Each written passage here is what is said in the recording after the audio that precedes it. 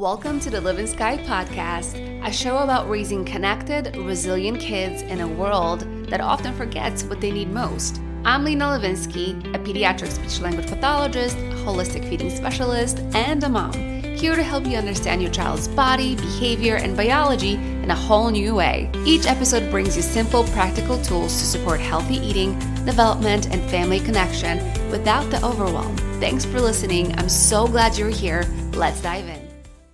Welcome to the Livin'Sky Podcast, your go-to source for healthy living and valuable insights into child development and family health. I'm your host, Paulina Livin'Sky, or Lena for short. As an SLP specializing in feeding, and most importantly, a mom, my work in holistic health reflects both my professional experience and personal journey. For over a decade, I've passionately studied and researched this field. Now I work with parents of children with chronic disorders, helping them heal and thrive.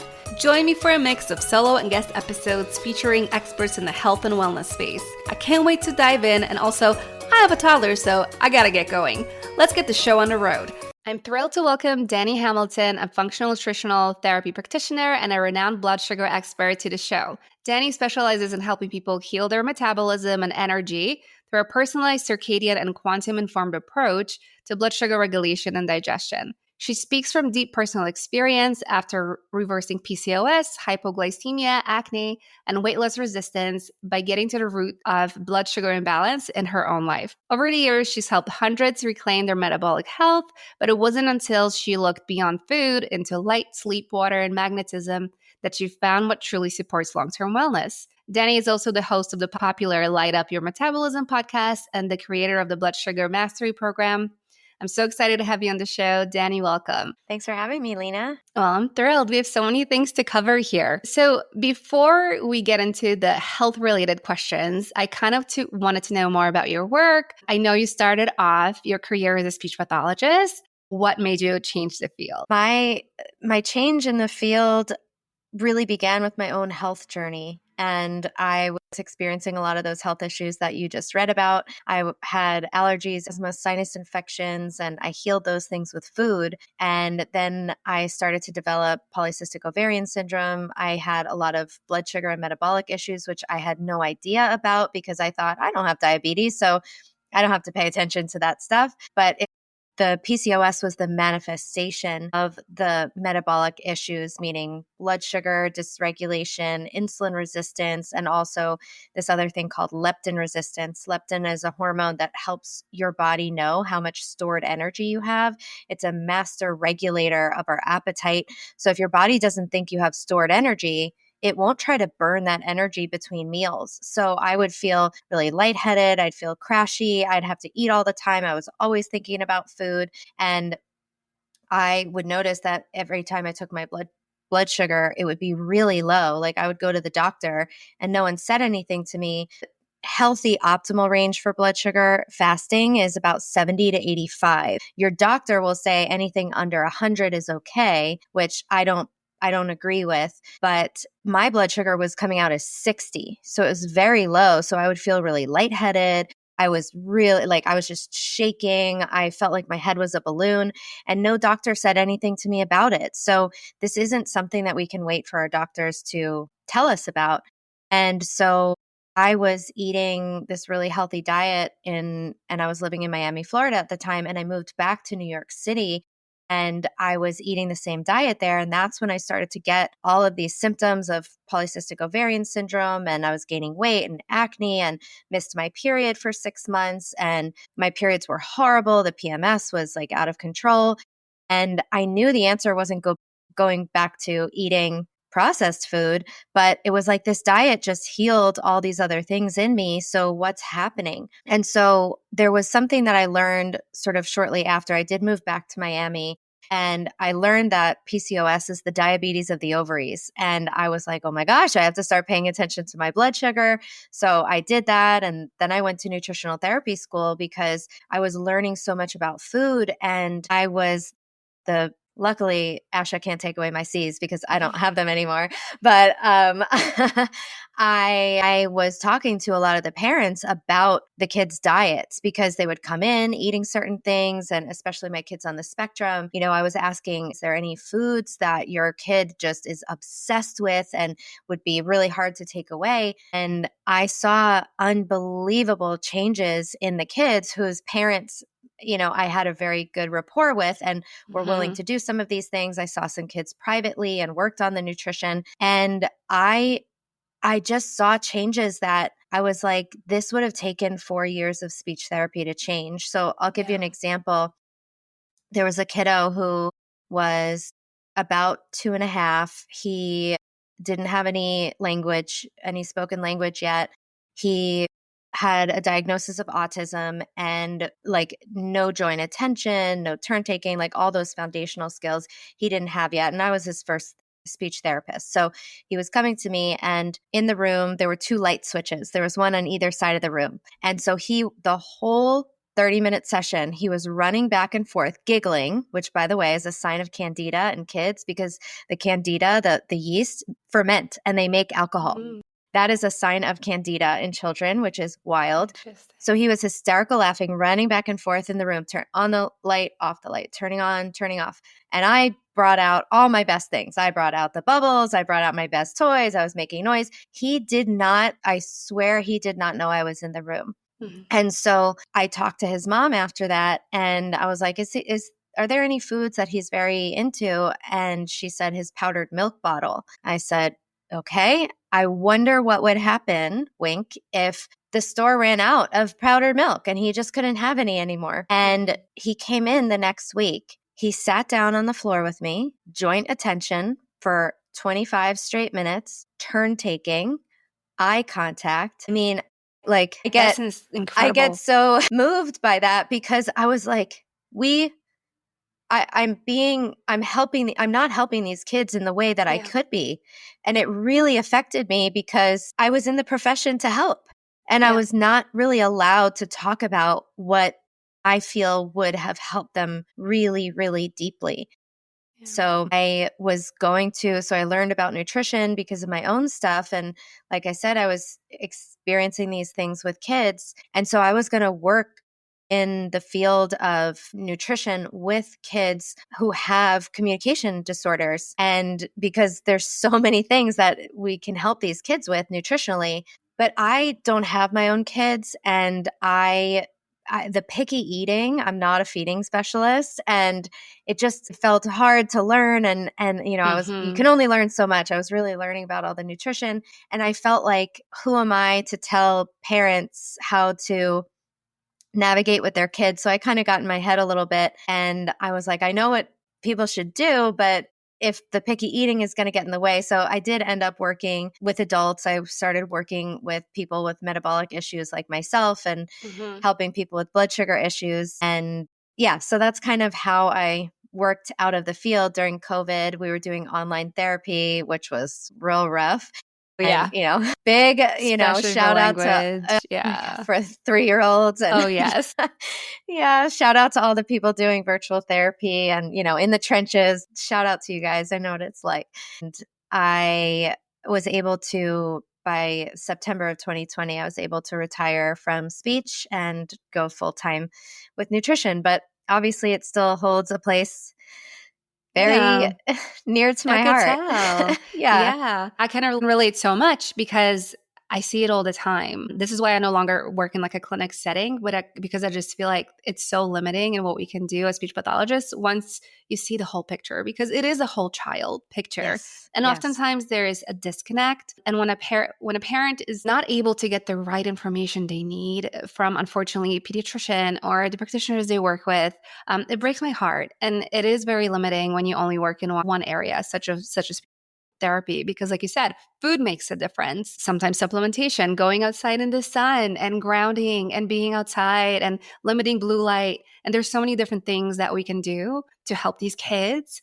And we just look at the behavioral aspect of therapy when we're, in a field like this, and it's very limiting. So I can definitely relate to the same thing. Like I see it all the time. This is why I'm also branching out once I'm able to completely move in that direction. But I love that story. And I want to ask you, so you asked the parent like food that they're obsessed with, something that they want all the time. Why did you ask that question in particular? Because oftentimes, specifically with autism, I learned from Julie Matthews, who's amazing. I was taking advanced nutrition courses before I even became a nutritional therapy practitioner. And I was studying under Julie Matthews, who is an expert with autism and nutrition. And she's the one who taught me that. And oftentimes the reason is not really understood, but oftentimes there is a reaction that kids have to foods that they don't tolerate, often with gluten and casein. So gluten and casein break down into gluteomorphic compounds and casomorphic compounds. So you hear that suffix morphic, meaning morphine. So they fit in the morphine receptors in the brain. And so it can give sort of like an addictive sort of calming response. And so oftentimes these foods are either gluten or dairy, but sometimes they're not. And they don't really know why this is. It could be some sort of an inflammatory response, an immune response, and then maybe the body goes into sort of like a stress state, but then it gets something to sort of counterbalance that. So oftentimes the foods that kids are obsessed with are ones that are doing them harm. Yeah. Yeah. No, I could totally see that. And I guess from the microbiome perspective, it'll also be the ones that were kind of feeding the bad bacteria, right? The ones that are kind of causing all these reactions and issues in the body and contributing to leaky gut and gut dysbiosis because it's something that we're craving. Yeah. Yeah. Well, that's a huge thing because if you are dealing with a picky eater, I know it can be hard to make these changes, but it's so possible. Yeah. Even maybe limiting the amount, right? Maybe not fully taking it away and slowly transitioning to maybe a different kind where you do like 90% of something that they like and 10% of something that you can mix it with and slowly change the ratio. There's so many different ways you can go about this. Yeah. And these changes could be life-changing. Yeah. And I worked with this one particular client at home. It was actually my massage therapist. And we started talking and his son was showing behaviors of being on the spectrum. And he was, lining up toys, obsessed with colors, shapes, numbers, very limited pretend play. And he was really restrictive and repetitive with all sorts of things. And with the food, he was eating just standard American diet. And so I was helping the mom transition him over. And so I remember there was I think a milk that he really once again a milk that he really liked, and she started watering it down, and so it just became like to where it's like 5% water, 10% water, 20% water, and it just slowly turned into water. That was how she phased it out. There was a yogurt that he was eating that she put a new yogurt in his old container. So, sometimes there's those little tricks and some kids, they're not falling for it for sure, but others could, depending on the kid. Yeah. Yeah. No, there's so many different things to do. And it's amazing how just one little change can have this like profound effect on the child. Yeah.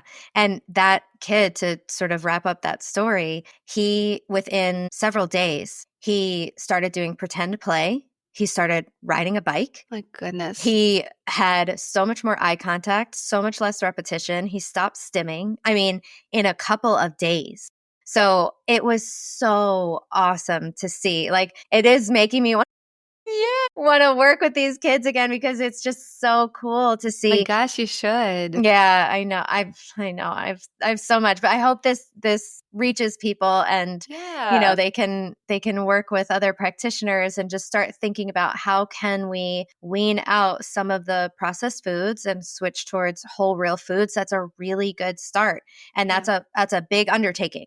Real big undertaking. Yeah, absolutely. And like a lot of people start with gluten and dairy, but that's often not enough. And then they're like, oh, diet doesn't work. Like we can't jump to diet doesn't work because you switched from gluten to corn rice flour combination with seed oils and processed food is a processed food. It's not a healthy food. So I think people know that more nowadays than in when I was first starting out in like 2012, 2014, 2015. But yeah. You know, I'm a huge believer that light is one of the most powerful medicines for our kids and for us. That's why I love Bon Charge. Their blue light blocking glasses, red light therapy devices, and many other products are designed to support your circadian rhythm and help your family sleep and feel better naturally. In our modern world of screens and artificial light, these small shifts make a big difference. Calmer evenings, deep sleep, better focus, and happier moods. I use Bon Charge products every single day, and even my son has his own pair of blue light blocking glasses for evening story time. You can check out all their products at boncharge.com and use code LENAL to save 15% off your purchase. Yeah. And I think also sometimes it takes longer to see effects, right? Sometimes we want this instant gratification where it's like just a few days or a few hours. And it doesn't work that way for every child. Sometimes you might need a few weeks, a few months. Yeah. So just staying the course of, and the direction you know is correct, like you're going to see changes. Yeah. Yeah. So you work with a lot of adults on blood sugar and metabolic health, but issues in these areas can start in childhood, in teenage years. So what are some early signs of blood sugar dysregulation and mitochondrial dysfunction in kids that parents often overlook? Wow. Yeah. So for me, I always had blood sugar issues and I didn't realize it. I mean, I used to wake up starving, and I hated that feeling. And I think for me, that was a blood sugar drop. It's normal and it's healthy to have an appetite in the morning and be hungry for breakfast. It's actually kind of a sign of dysfunction to not have an appetite in the morning. But the way that I felt it was really intense. I was also a kid who just always wanted sugar, but granted, it was the 80s and 90s when I grew up. And so that's all there was. That's all I ate, processed breakfast cereal and dinosaur egg oatmeal and all that kind of stuff. Yeah. And I mean, I would go to a barbecue and eat a bun with ketchup, extra ketchup, which is all sugar. There's little signs there. But with dysfunction, oftentimes this can show up as a kid who feels like they have highs and lows.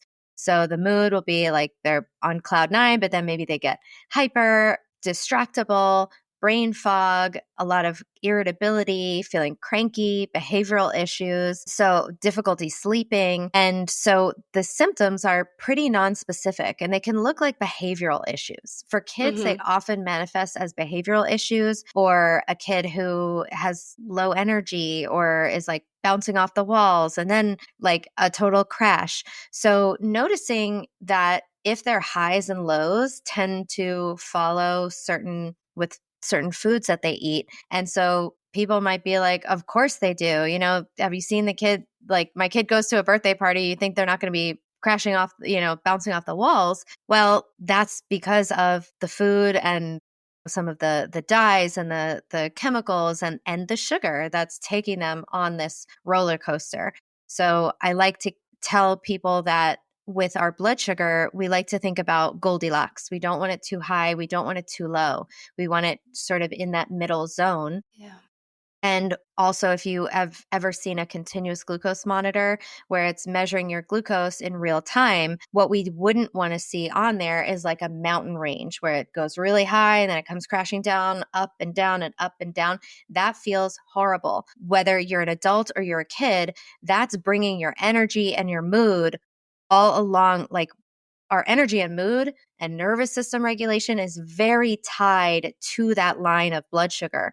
So if we're having these highs and lows throughout the day, that's how we're going to feel. We're going to feel like up and down and up and down. And maybe we need stimulants, or like your kid's begging for more snacks or something like that because the blood sugar maybe has gone down. And in adults, we see the same thing. But it's manifests differently, but we have difficulty concentrating, we have anxiety, we have irritability, feeling dizzy, shaky, lightheaded, and we could feel brain fog, difficulty concentrating, intense cravings, urgent hunger. So there's sweating, there's all sorts of symptoms of these blood sugar highs and lows. And so what we would want to see, for example, on that glucose monitor is that it looks like gentle rolling hills or like little bumps in the sidewalk, as opposed to, so it's gonna move, if you have a flat line of blood sugar, congratulations, you're dead. But, or you're eating an extremely, extremely deeply, you're in a deep level of ketosis and you have really, really super controlled carbohydrates and lots of fat in your diet and very little protein as well to get that really straight line. But we don't need to have a flat line in order to have optimal blood sugar. I think that's a sort of a misnomer. We tend to do that as humans. Like if more is good, if a lot is good, then more must be better. That's not the case. If flat is good, then the flatter must be better. It's not always like that. So our blood sugar will flow throughout the day. We eat something, we will see a natural rise, but it should come down. It shouldn't be going super high all the time. So yeah, we can talk about strategies and things to help that, but I'll let you ask. Yeah, no, I would love to. That was my next question. Okay. We want to know, how do we help our kids? How do we help the teenagers to get that under control? Yeah. So when it comes to food, so we'll start with food.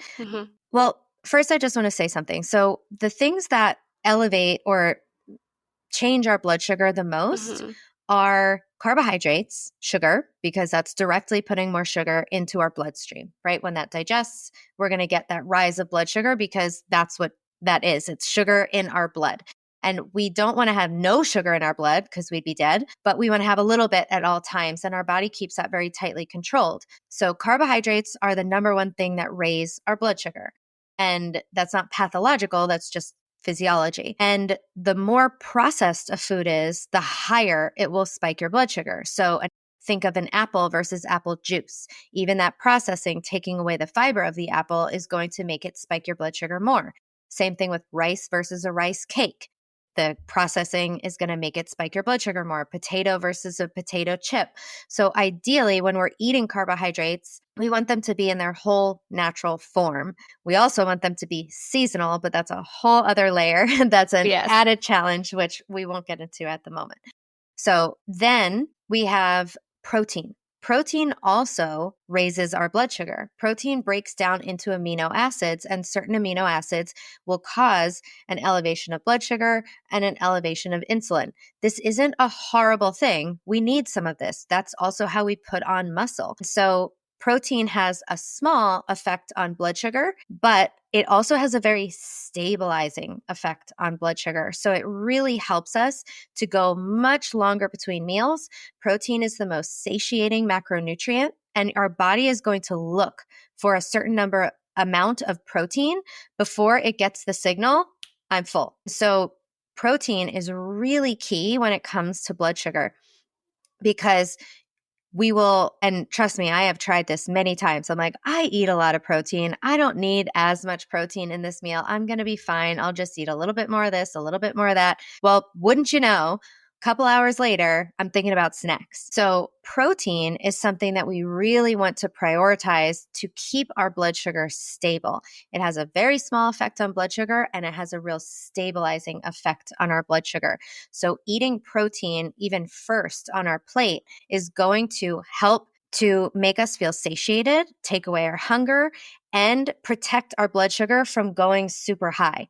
So if we eat carbs first, we're going to see a much bigger raise of our blood sugar than if we were to eat protein first.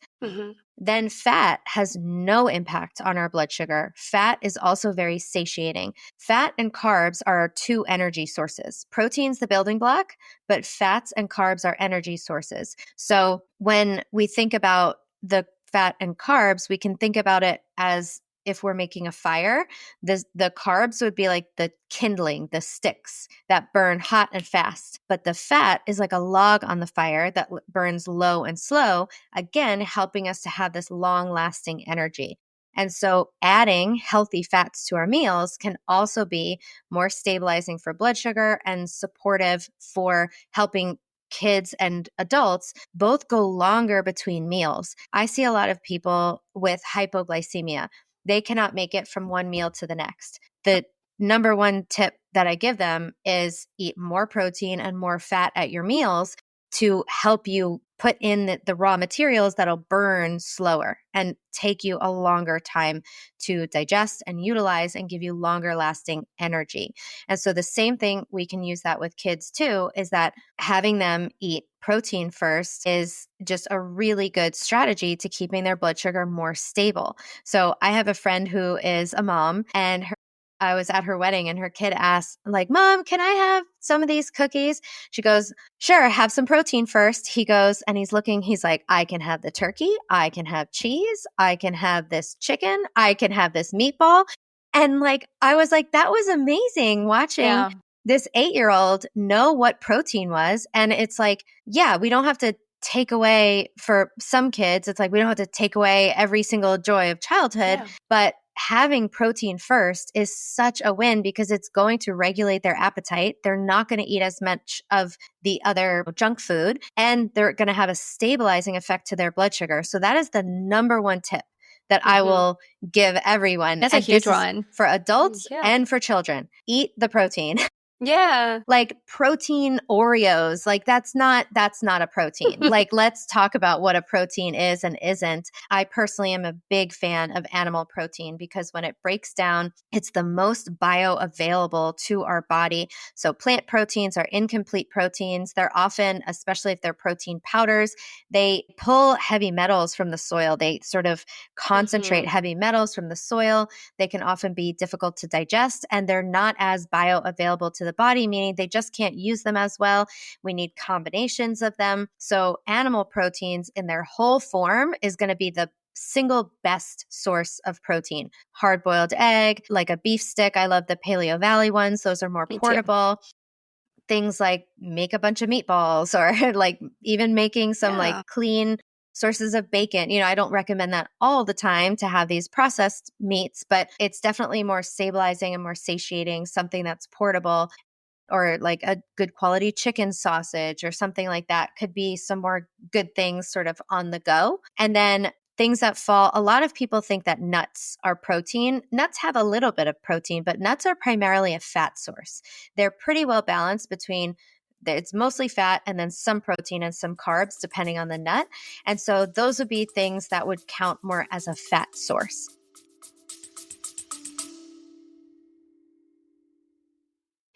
These days when your child refuses everything you make and you just want them to have something nourishing, that's when I grab Signals. It's a real food meal replacement shake made with organ meats, minerals, and nutrients that support kids' biology, not just fill them up.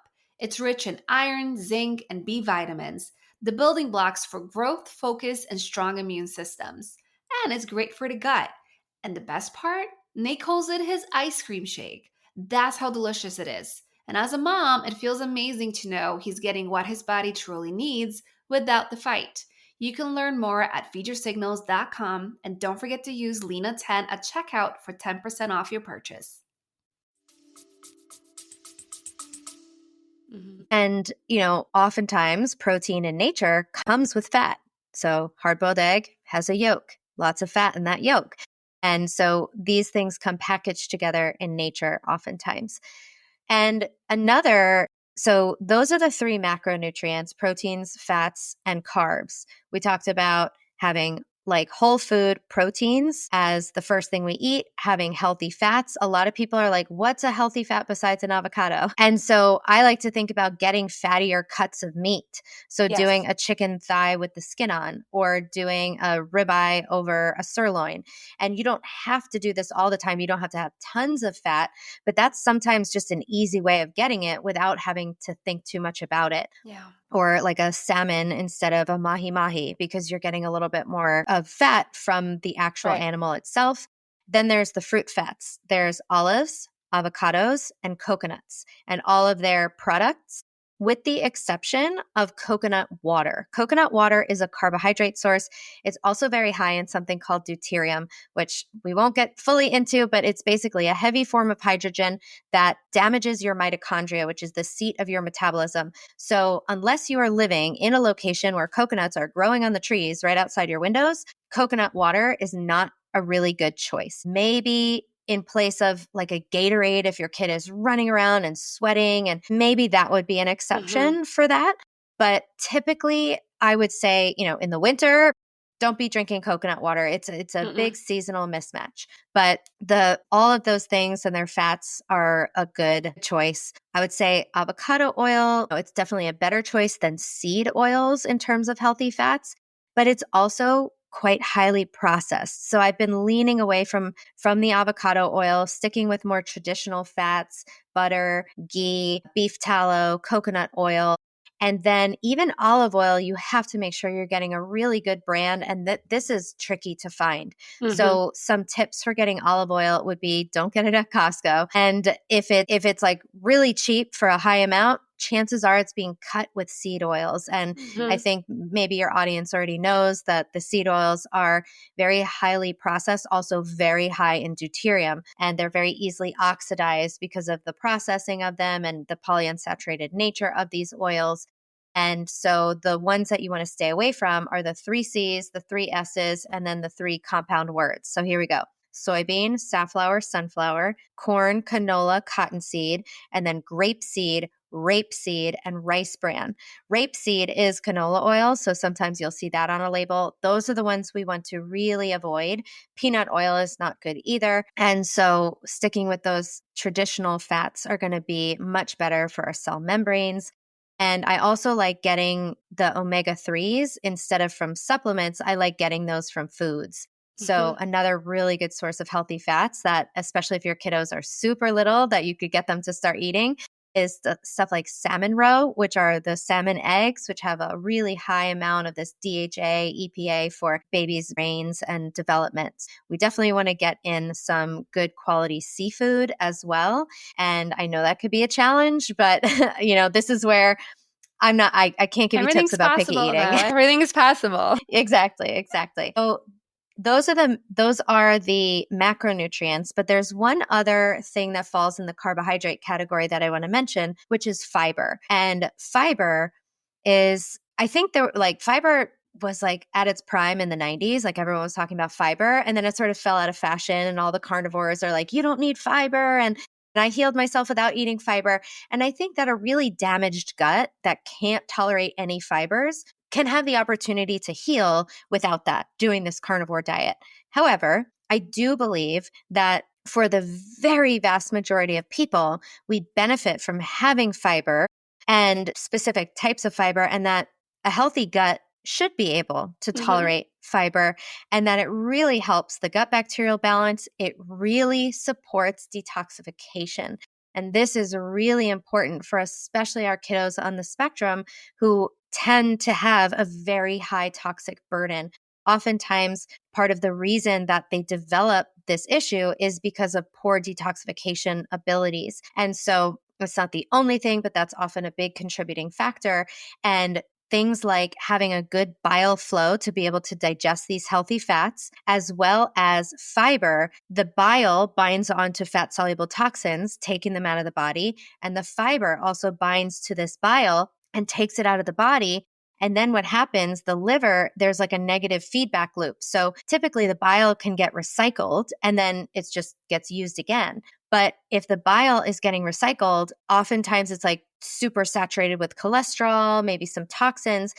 And then we're getting that recirculation of toxins. And so with fiber, it takes the bile out of the body, and then the liver is like, oh, I don't have enough bile. So it makes fresh bile, and it's better. It's more free flowing. So I like to think about bile like dish soap. It helps to emulsify fats so that they can be absorbed. A lot of both children and adults have really poor bile flow, and that is really affecting their ability to absorb healthy fats, which we need for every cell membrane in our body, for our brain health, for our hormone health, for our muscular endurance, for absorbing fat-soluble nutrients like vitamins A and K. And so there's so many different reasons why we need fats, and I kind of got off the fiber train, but the fiber is really important for that. Also can slow the absorption of sugar into the system. And so we want to think about adding lots of foods with high in fiber to the diet to support the gut microbiome, to support reducing toxicity in the body, to support blood sugar regulation. And so fiber is really important. And then coming back to the bile conversation, I think it's worth it, especially because I have seen a lot of digestive issues in the kiddos on the spectrum, kids in general, is that there are a bunch of signs of poor fat digestion. And so those often show up in the poop. And so what that would look like for both children and adults would be light or clay-colored stool, having shiny or greasy stools, this you wouldn't be able to tell if it was in a diaper, but stools that float, as well as urgent sort of having to run to the bathroom and having urgent diarrhea, or having chronic constipation. Now, some of those symptoms can also be from low stomach acid, but oftentimes those are associated with poor bile flow. Another thing that might happen more commonly in adults than with children is going to be pain in the right side under the ribs, or sort of like a diffuse pain that goes kind of through the whole chest cavity, like you can't even put your finger on it, especially after a very fatty meal. That's often a gallbladder issue. I mean, having your gallbladder removed, you're not going to have good bile flow because your liver is just dripping a little drip of bile. It's not getting stored and then squeezed a big amount at a meal. So it's just dripping, dripping, dripping. And so you get like 2 drops per meal. And so that's not going to give you efficient fat digestion. And that's going to cause a lot of problems. I get a higher than normal incidence of people who have their gallbladders removed as a blood sugar specialist because they're unable to tolerate fat, driven towards eating lots more carbohydrates, and end up with blood sugar dysregulation. Yeah, and that can definitely affect kids as well, because I've seen that happen. So with gallbladder, if you have it removed, can you process fat at all? Like, can you digest it? Some people can do okay, but in my experience, they need to take supplemental ox bile for life. So a supplement like Beta Plus by Biotics Research, or just supplemental ox bile. And that this is not medical advice. This is just educational purposes, that people really, they need to replace their bile. The gallbladder is not an optional organ. We can replace it with supplements.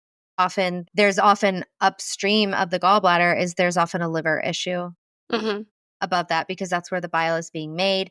And many people have thick and sluggish bile that just doesn't do a good job of digesting and emulsifying the fats so we can absorb them. Okay. So, yeah. And again, that can show up as an array of symptoms that you see all the time as well. Yeah. And fat-soluble vitamins are very crucial for communication. I learned that, and this is back when I was a speech therapist, so pardon me, this was probably the year 2018 that I learned this. So it's been a while, but I remember learning that, like, in autism, one of the symptoms is that sideways glancing. Oftentimes that's a symptom of low vitamins A and D. And it often, of course, I'm not sure if you've heard of the supplement called Speak Smooth for our kids with apraxia, so that the fat-soluble vitamins are really supportive for the myelination of the brain, and that can be really supportive of apraxia. And so these fat-soluble vitamins are really, really crucial. But I will say, I do not love vitamin D supplements. They dysregulate our blood sugar, which is the opposite effect of what vitamin D should be doing. They really deplete our magnesium, and magnesium is also a crucial mineral for metabolic health and for like 800 enzymatic processes in the body, no big deal, and really important for sleep and things like that. So when we're taking vitamin D, it's really, when we're low in vitamin D, it's saying you have a sunlight deficiency. But instead of getting the sun, we often put on sunscreen, we stay in the shade, we avoid midday sun, and that's the only time that we can really be making vitamin D is in the warmer months in the middle of the day. And so we're not supposed to be going out there and frying ourselves, but getting slow, deliberate exposure to the sun, building up what's called a solar callus or a base tan. I attribute my mom's pushing me into the sun. I was telling you earlier, I grew up on Long Island. Being from Long Island, you want to have a tan. That was the thing. My accent's going to come out really hard right now. But my mom was always like, Danielle, get your face and stick your face in the sun, come out of here and get yourself in the sun. And so she was always wanting me to get tan and never put sunscreen on me as a kid. Mm-hmm. And I never burned either because it was a slow, deliberate buildup, You started especially early. in New York. And so you start early in the spring and you get out there, and there's different methodology, especially getting like early light on you, the sunrise light and the early morning light, which is going to start building that melanin. But I attribute my mom's pushing me to be in the sun with the one reason I do not have an autoimmune disease, because I have all the makings of, I've had so much chronic health stuff my whole life, and I never developed autoimmunity. And I swear it is because of the benefits of the sun. And so it's not only vitamin D that we get from the sun, though that nutrient is very important, but it's when we're taking the supplement, we're just taking a storage form. We're not even taking the active form. The active form needs to be created in our liver and our kidneys. So we need to have good optimal health and well-functioning organs in order to actually make that active form. We also need a lot of nutrients to do that. And we need nutrients that come from whole foods. And so, yeah, that's my part of my rant about vitamin D. I love it. There's so many things to unpack here. Sure. And one of the first supplements pediatricians recommend when you have a newborn is vitamin D. That's literally the first thing they give you for the most part. I remember sometimes it's like a probiotic, and then there is a vitamin D drop that there's free samples at the pediatrician's office that they just like give out like candy. Anytime the government is giving out something for free, my feelers go up. It was a COVID shot and it was a Krispy Kreme donut. Why? Yeah. I mean, let's put two and two together. No, I'm there with you. But so what is the better way for us to make sure our child is healthy when they're born? Would you be okay with taking a newborn out in the sun without that solar callus, right? Yeah, Let's support that. Yeah, slow, deliberate exposure. I mean, as humans, we kind of forget. Early humans, we lived outside. We didn't have houses. Maybe we had a cave, and we retreated somewhere, but we weren't hanging out in the cave all day, on our phones. No, we were outside. We lived outside. Yeah. And the thing is that we were all a match for where we lived. You said you were from Poland, and your skin is very pale. There is and why is that? Because there's not a ton of sunlight. There's not a ton of UVB light in Poland. It's certainly not all year round. And so someone who lives, let's say, was born in Jamaica might have very dark skin. Why? Because there is intense UVB sunlight all year round. So why does their skin have that pigment? Because that pigment, melanin, protects their skin or our skin in the sun.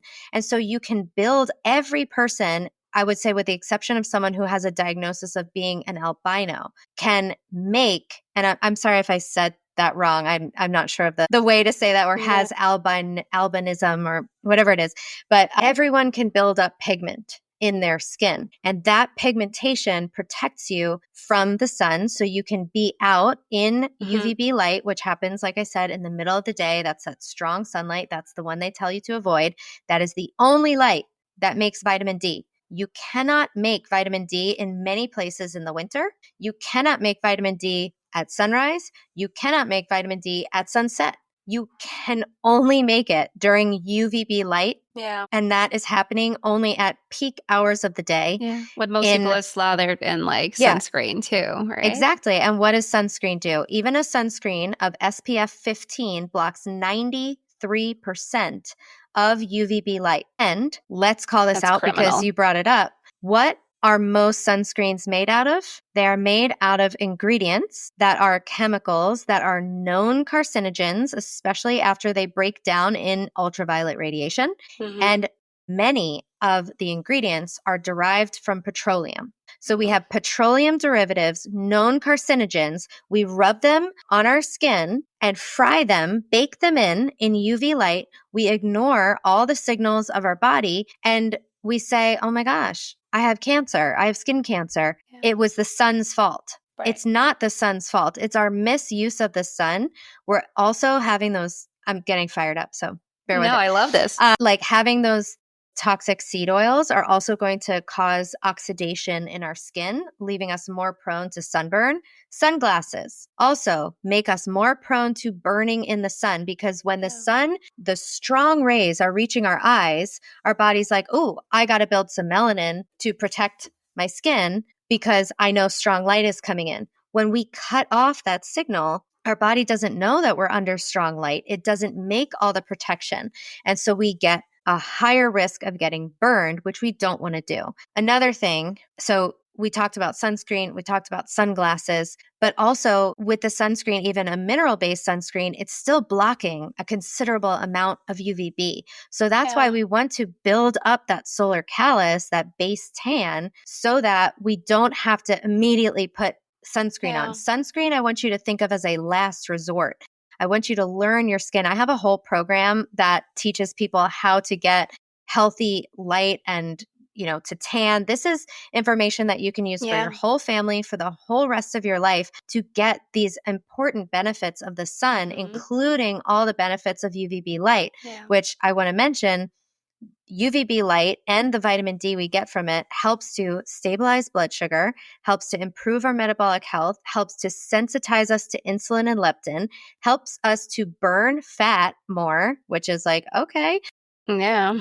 Helps to regulate our appetite, has huge impacts on our immune system. Some of the most immune modulating and regulating light that you can get is that UVB light. It also helps us to create the melanin, which can split the water molecule, which causes us to develop antioxidants. So, I mean, there's just, I could go on and on and on. It's helpful for bone health. It's helpful for, it reduces metastasis in cancer. But what they're finding, and there's actually a study, I have it pulled up in a tab right here, is that vitamin D supplements do not show a prevention of cancer benefit or prevention of cardiovascular disease. So vitamin D from the sun does have those cancer protective effects. Same with cardiovascular issues. The same cannot be said about these supplements. And we didn't even talk about infrared or UVA light, which are other lights that you get from the sun, or visible light. So that was just one type of light. We are getting a myriad of benefits from being outside. And a lot of people are very concerned with their skin. And I just want to remind people that UVB light is what we call a hormetic stressor, just like exercise, meaning that if we just go out for like 2 minutes, we're not going to get a lot of benefits. If we exercise and we do 2 bicep curls, I'm not going to grow biceps, right? It's not enough stress on the body to adapt and make a stronger change. Now, if I go out for like 5 hours and I'm completely pale and I'm out in the middle of Austin in July, I'll probably burn. And so that was too much stress. Same thing, if I do 2,000 bicep curls, I'll probably tear my bicep, develop so much inflammation. Just like with exercise, UV light is a hormetic stressor, meaning we need that Goldilocks position. We need a good amount, but not too much, not too little, in order to get all the benefits. Now, a lot of people are very concerned about their skin. UVB light only penetrates a very shallow amount into the skin, where blue light, artificial blue light from our devices, for example, and our light bulbs, penetrates very deeply into the skin, much more deep than ultraviolet light. And ultraviolet light does cause some changes, but there's always 100% of the time that you see the sun's light, there is always infrared light. Infrared light, the same light we put in these panels, infrared light is deeply healing for the skin. It penetrates very deeply into our whole body, especially those long, far infrared wavelengths. Infrared light reverses sun damage, builds collagen, reverses wrinkles, heals inflammation. My goodness. We're under this light that's actually beneficial. That's why people have those red face masks. You see those on social media. Oh, yeah. So we know that that light is beneficial. So that's why I recommend to go out at sunrise, get all that infrared light that's really predominant at sunrise, get that on your face, get that on your skin, and that's going to prep your skin for getting harsher light during the day, that stronger light. Then we have UVA light, which has tons of benefits, and that including we make dopamine, norepinephrine, serotonin, endorphins, thyroid hormones. and we start to build melanin in that light. So that early morning sunlight is going to prep our skin for, again, starting to build pigmentation so we can go out in UVB. Then at the end of the day, we want to, again, get in that sunset light, which is like a giant infrared light therapy panel. The red and infrared, soothing and healing for our skin. And so we're going to undo the damage that was caused from the UVB, and we're going to prep our skin appropriately. We're going to heal our skin appropriately with the infrared. If you ever get a sunburn, go into the sunset or red light therapy panel. It just pulls that red out. It's unbelievable. Wow. And very importantly, the last step, and this is all in my program in much more detail, but the last step that people miss is darkness at night. We need darkness in order to heal. So melatonin is a hormone that is our master antioxidant hormone. It's a very powerful antioxidant. It's not only important for sleep, it helps run all these repair processes in our body. We make 95% of our melatonin during the day in our mitochondria from infrared light.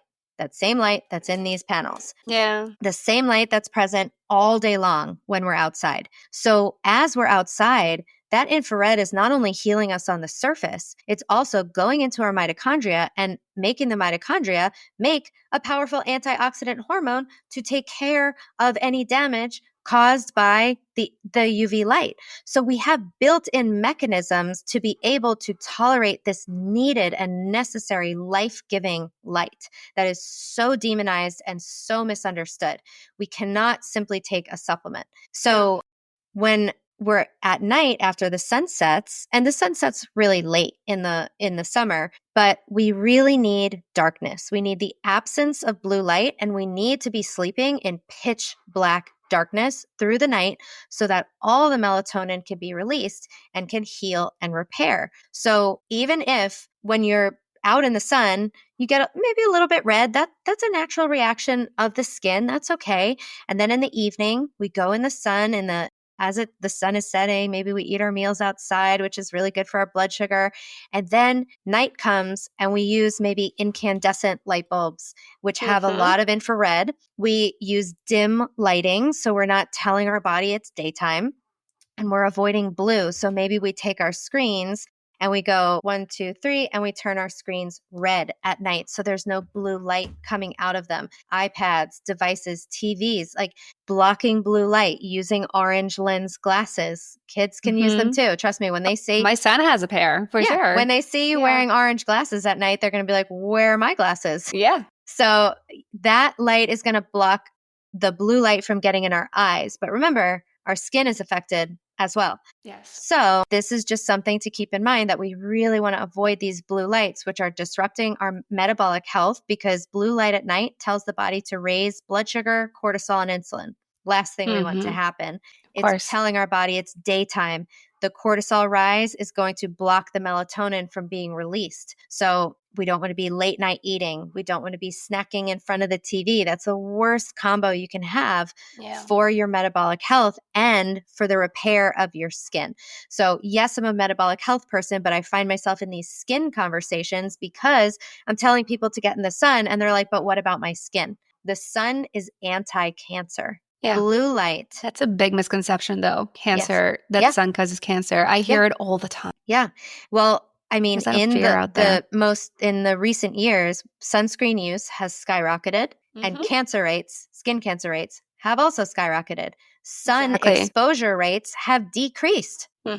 I'm sorry, but there's no connection there. No. There's no connection. We can misuse the sun. We absolutely can, right? Like we have this indoor lifestyle. We're living inside 90% of the time at least.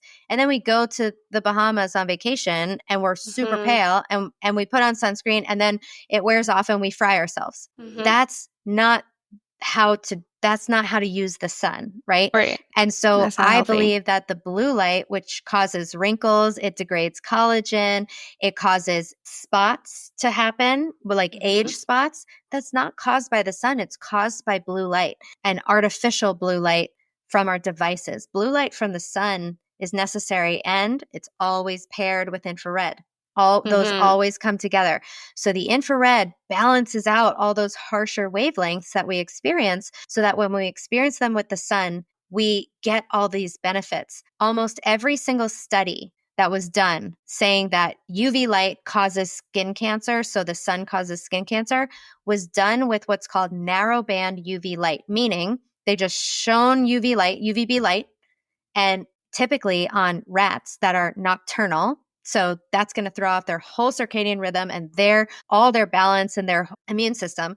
And they put it on these rats, these hairless rats, and they said they develop tumors. So UV light causes cancer. That means the sun has UV light, so it causes cancer. That is not the same thing. So I'm telling you this so you're not afraid of the sun because it has life-giving properties. Yeah. Well, I've been learning about the sun as well for the past 2 years, and I'm a Fitzpatrick 1 or 2, meaning I'm super pale. Yeah. And let me tell you, this is the second year I've actually been able to have a tan. Yes. And not burn. That's amazing. And I'll be able to protect myself and educate myself on what's important. And like you said, I usually go out in early spring. I start with my early morning sun and then get some UVB light exposure during midday when it's at the highest I can get. Yeah. And I don't even have to go out because I feel like sometimes it feels like you have to be out in the sun all day. And that's not possible, especially for parents. And it doesn't have to be all day. You can have like 15 minutes in the morning, maybe 15 in the midday, and 15 at night if that's all you can do. And that's still super beneficial. Yeah, it's very beneficial. And I just want to mention that the darker your skin is, the more sunlight you need. So because if you think about melanin, like natural sunscreen, it's going to slow that production of vitamin D. And so that's why people who have ancestry from the equator, these higher Fitzpatrick scores, darker skin, you need more sunlight than other people. And so I think that our communities of color are being more affected by this messaging than lighter skinned people because like you, Fitzpatrick 1 or 2, you only need a little bit of time outside because think about it, your ancestors wouldn't have had access to very strong sunlight a lot of the year. But people who have darker skin, their ancestors would have had that. So if you have dark skin and you have moved further from the equator than where your heritage is from, you are at a dangerous mismatch, dangerous mismatch of having deficiency of vitamin D, which drives all sorts of issues, metabolic issues, hormone issues, immune issues, bone issues. I mean, multiple sclerosis, there is a distinctive map that the less sunlight you get, the higher your chance of getting MS. And it's like that for a lot of immune things, but that one specifically is very linked to UVB light. So yeah, it's a big problem. And then the disparity that goes the other way is like, you're from Poland, you live in South Carolina, and so you are in a place where you may be able to build enough melanin to be outside all day.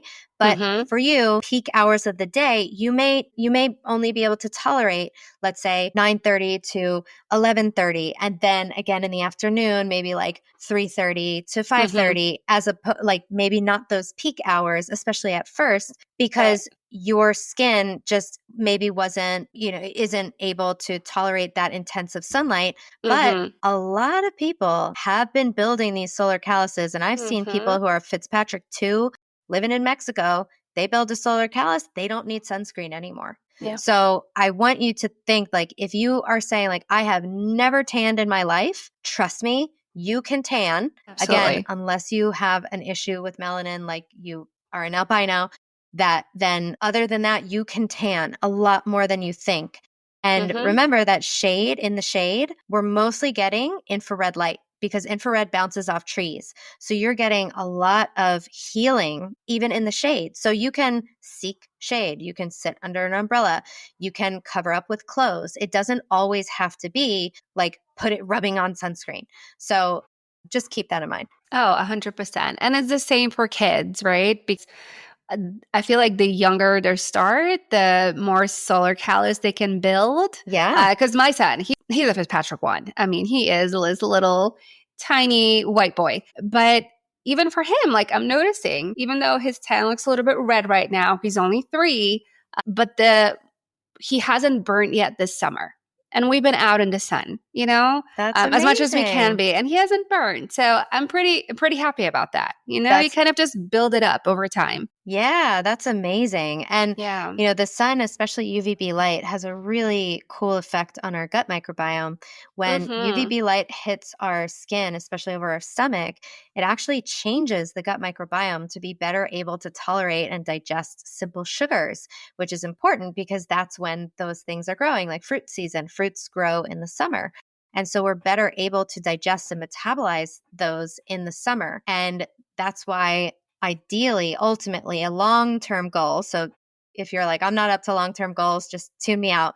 But a long-term goal would be eating more seasonally and eating the foods that are grown in your season, because we're better able to metabolize all of them, like eating peaches during peach season, but not Exactly. in December. Eating a mango in Canada in the winter is not biologically appropriate because our food contains light information, and that can really confuse our mitochondria, and that confusion leads to chaos. But what that equates to in our body is inflammation. Which is why it's so good we're in summer right now, because most of us are able to enjoy like cantaloupe and all these beautiful fruits that are hopefully grown locally, depending on where you are.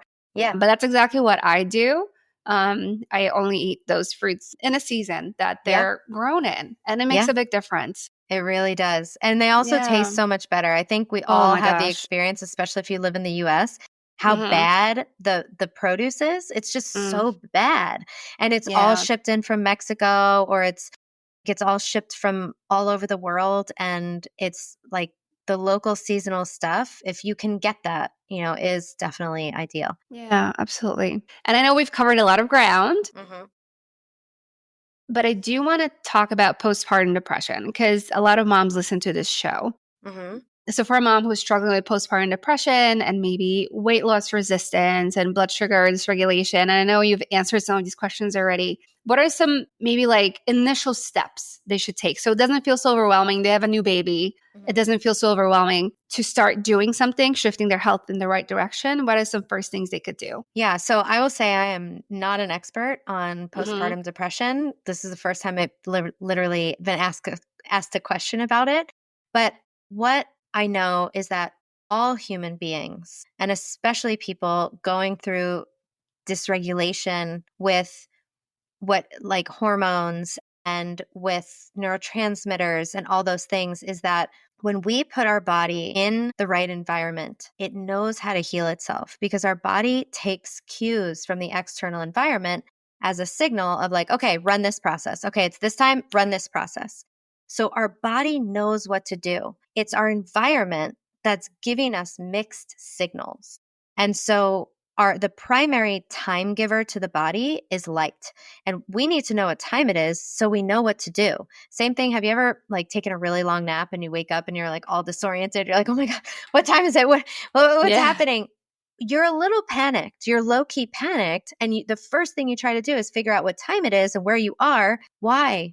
So you know what to do. Why am I not decorating for Christmas right now? Because it's July. Why am I not brushing my teeth? Because it's the afternoon. We need to know what time it is, what day it is, where we are on Earth in order to know what to do. Our body is no different. We have hundreds and thousands of tasks to perform at every second in all the trillions of cells in our body. So how does the body organize all of this? It does it primarily with light. And meal timing is a secondary time giver. Exercise timing is another smaller time giver. Temperature is another one, but primarily with light. And so that's where I would start. What we want to do, any human being, especially ones dealing with hormonal imbalances, mood issues, we want to make sure that we are syncing our body's clock with the sun. If not, we're in a state of perpetual jet lag. You ever feel jet lagged? It's like horrible.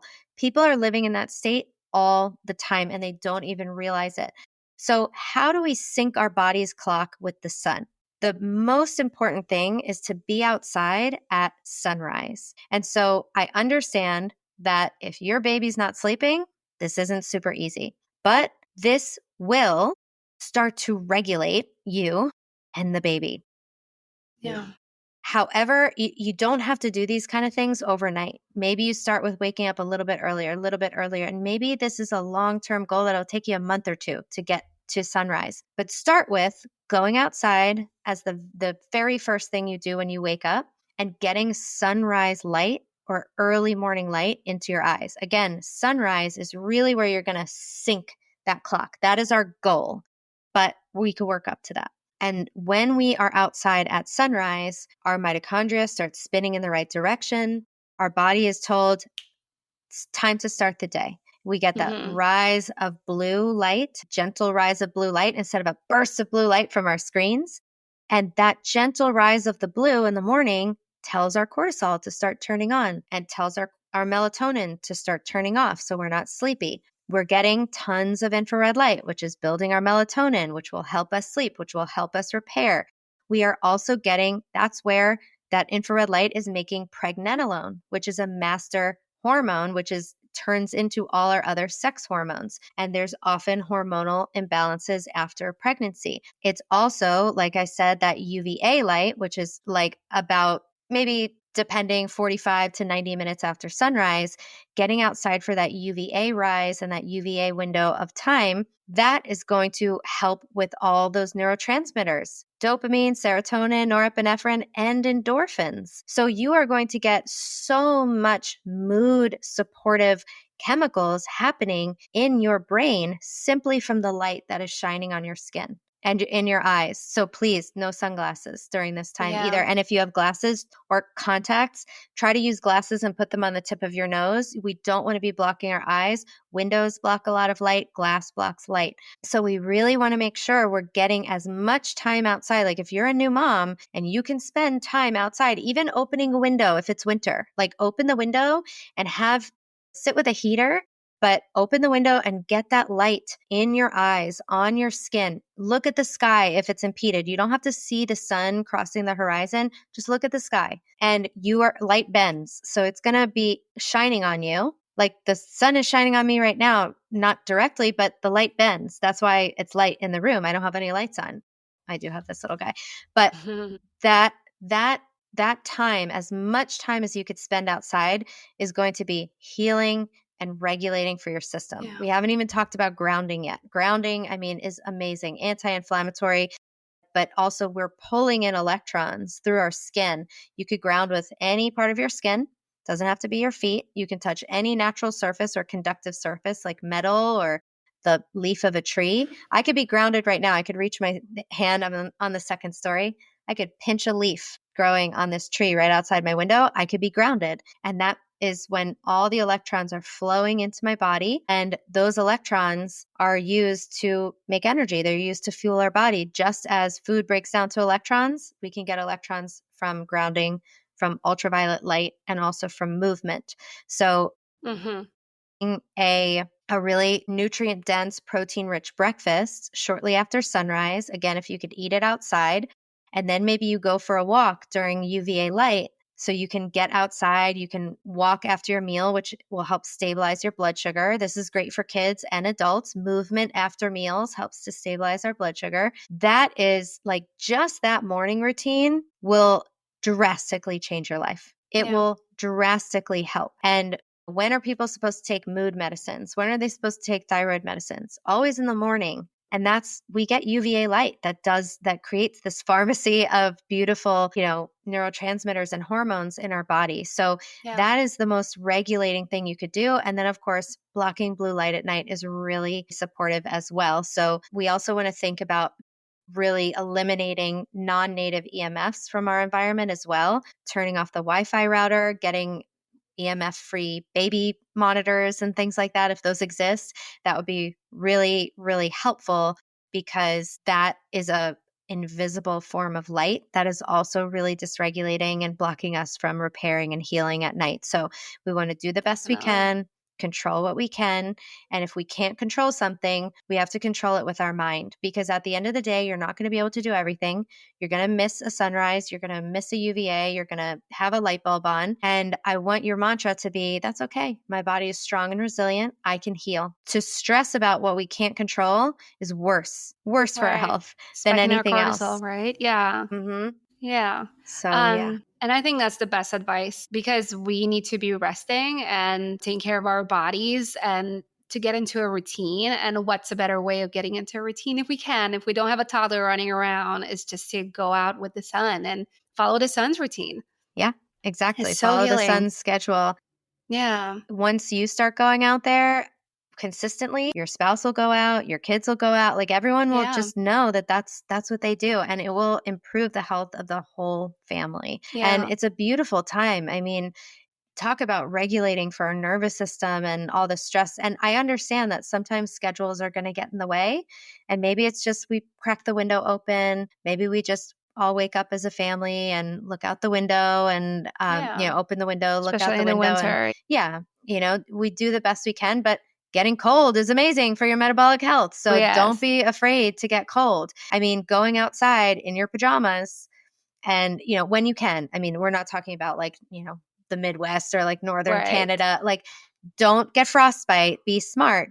Like here in the winter, it was getting to like 35 degrees, and I was calling it a cold girl walk. And that cold is really, I mean, it kind of was like, Yeah. it was really uncomfortable on my arms and everything, but it was so invigorating. I felt so good. And we don't want to avoid the cold. Like, think about nature. It's hot and it's cold. It's light and it's dark. And there's feast and there's famine. There's seasons of work and there's seasons of rest. And so the closer that we can get to nature, the better our health will be. And this is for every single human being because we live on a seasonal planet. And even near the equator, there's wet seasons, there's dry seasons. There's seasons for some with more light, and then there's seasons with more darkness. So when the sun is not as strong in northern latitudes, like the sun in South Carolina, you can't make vitamin D through some of the winter because there's no Right. UVB light. So what happens? Do you just drop dead? No. We were either very intelligently designed or we evolved into this beautiful, whatever you believe, whatever we are brilliant pieces of machinery here that we're self-healing, and nature takes care of us. There's more darkness in the winter, and melatonin takes over a lot of the roles of vitamin D. So when you don't have vitamin D, you don't need to supplement. You don't need to supplement when it comes to the winter. If you have very dark skin and your ancestry is from the more equatorial regions and you live up north, maybe you want to supplement with a light panel. But if you have white skin and you're living up in Maine, your ancestors were doing just fine with that. Lean into the cold, lean into the darkness in the winter. So nature is always providing what we need to heal, and it's just right outside your window. That's so profound. Thank you for sharing that. Sure. I think this is what I love to talk about when it comes to health. Is just the power of nature versus the ton of functional testing and supplements. And there is a place for that. Of course, there's a place for that.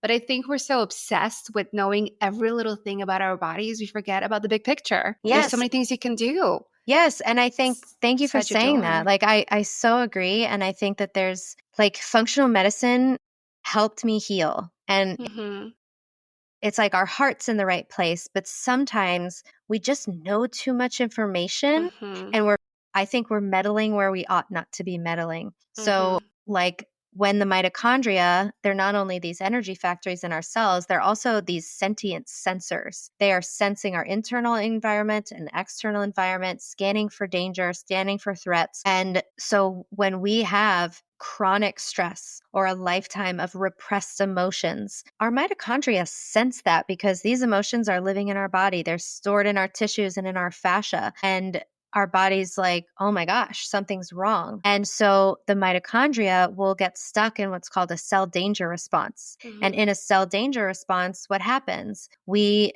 get a downregulation of methylation. And if you don't know what I'm talking about, don't worry about this, but maybe some of you are more in the functional space and you might recognize some of these words, but we get a downregulation of methylation. Our body increases reactive oxygen species, aka inflammation. We get a reduction in glutathione, which is called our master antioxidant. And so what do we do as functional practitioners? We go in and we say, your B vitamins are low. You need methylated B vitamins. You need to methylate more. And your glutathione is like 0. We need to give you NAC or glutathione. And your inflammation is off the charts. So you need to take fish oil. we just blocked all of the mitochondria's signaling, like it's trying to heal us. And so how do we get around that? We have to put ourselves in an environment that the mitochondria perceive as safe. Knowing what time it is helps the mitochondria feel safe. Having the right light shining on us helps the mitochondria feel safe. Expressing and feeling our emotions instead of shoving them down help the mitochondria feel safe. Being in relationships that are nourishing instead of tolerating toxic people help us feel safe. Or even a spiritual practice that helps us learn to feel our feelings, but also accept certain things that we cannot control can help us feel safe. And so when we do those things, the mitochondria can shift out of that pattern on their own instead of sort of meddling and tinkering with and doing, like, whenever I've done gut killing protocols to kill off a bunch of bacteria, I got super sick. I got really bad allergies. When I had mold and I took methylated B vitamins, glutathione, NAC, anti-inflammatories, antioxidants, I got extremely sick. Intense allergy symptoms, histamine symptoms. What are histamine? It's a cell danger response. It's a cell danger molecule. So I got sick by trying to meddle with something that my body was doing. So I don't have all the answers yet, but I know that the answers are less likely to be found in the bottom of a pill bottle, more likely to be found outside. And so I like to tell my clients, become outdoor creatures. I am typically outside in a bathing suit at all times. And like right now, I have the window open to let natural light in. I have infrared light in my environment. It's because I'm trying to bring in some of the outside in. My screen is all red right now because I don't want artificial blue light on me at any time of day. So there's little things that we can do to help to mitigate the negative impacts of our modern technologies, and targeted times during the day that we could get outside and get a lot of bang for our buck to help our bodies. So we don't have to be perfect, but we can also all probably brainstorm more ways to be outside. Start with, can I be doing this outside? Can I be podcasting outside? Yes, I can. Can I be taking a meeting outside? Maybe I do Zoom on my phone. Maybe I ask for it to be an old school phone call. Maybe I set up my laptop outside. Maybe if I have to peel a bunch of vegetables, I take them outside. Maybe if I have a meal, it's nice out, we're eating outside. Maybe if I'm just taking a break and scrolling on my phone, can I do this outside, right? Can I pick up a hobby that's outside while my kids are at sports practice? Can I wait outside with them instead of being in the car with the windows closed, right? There's all sorts of ways. Like, start thinking about it. Crack a window when you can. Be outside, touch the ground when you can. Just start thinking about this, and you're going to be building up a couple more minutes here, a couple more minutes there, and it's really, really going to help. Yeah, and your kids are going to love it. Yeah. More time outside and fresh air and nature, family time. I mean, they crave that. They crave that type of attention. And that connection is what often is very lacking in children who need support and to get healthier in some way. This is usually a first step, build connection, especially when it comes to picky eating, because then you start to notice patterns, and then there's trust, and then there is less stress. And then they're more likely to, maybe reach for a broccoli that you really have been trying to get them to eat for the past 5 months. Who knows? Yeah. The beautiful things can really grow from that. Yes. Love it. Yeah. So I want to ask you one more question that I ask everyone.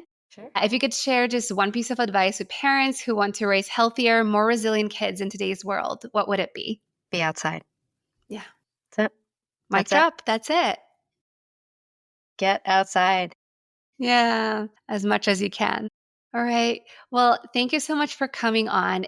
Are you currently working with clients? Are you accepting new clients? Where can people find you online if they wanted to work with you? Yeah. So I hang out a lot on Instagram. My handle is Danielle Hamilton Health. That's also my website, daniellehamiltonhealth.com. My podcast is called Light Up Your Metabolism. And I have a couple of programs. My signature coaching program is called Blood Sugar Mastery. The name of that is going to be changing soon, but that's an 8-week intensive program for adults. And that's if you are struggling with metabolic health, PCOS, hormone imbalances, fatigue, if you have prediabetes, insulin resistance, or you're just not feeling well, chances are your metabolic health needs help. And so that's a really great a lot of hand holding in that program. There's also my program that I am coming out with. Right now it's open for pre-sale. It's coming out probably after this episode airs, so it'll be open. But it's called Get That D. It's just a silly name because we're talking about getting lots of vitamin D from the sun and how to protect your skin and how to understand your Fitzpatrick score, how to heal your skin. We have a whole module on different nutrients to be skin protective, things to avoid, nuances about sunscreen and all that kind of stuff, as well as the ton of benefits that you get from the sun, which I think is just really helpful to learn. And so that program is out as well. And so I got a couple more things and very exciting. But yeah, those are the main ones for now. Well, perfect. So I definitely recommend everybody follow Dani. And I do work with people one-on-one, and I would be potentially open to taking someone who wants to have some support with their kiddos. I will say that again, that's not my expertise, but if you we'll see, send me a message and send me an email and we can certainly talk to see if that's the right fit for you. But there's other great practitioners who work with kids as well. But if you wanted to do a little bit of some support for your kiddo, I would probably be open to that as well. That's amazing. Yeah. And if I need a nutritionist consult, I will definitely think of you as well. Awesome. Cool. Well, thank you for coming on. Yeah. Thank you so much for tuning in today and being a part of the Livin'Sky community. I hope you learned something new and inspiring that you can apply in your life right away. If you have a minute, please leave us a 5-star review. It really helps us grow and for other parents like you to find us. If you haven't done so already, make sure you subscribe to the show wherever you listen to your podcasts so you never miss an episode. Sending you and your family lots of love.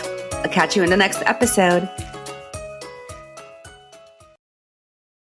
Thanks so much for listening to the Livin'Sky Podcast. If this episode resonated, please leave a quick 5-star review or share it with another parent who'd love it too. It really helps more families find the support that they need. And don't forget to join my newsletter at linalivinsky.com for more tips and free guides. Sending a little sunshine to your kitchen today. See you next time.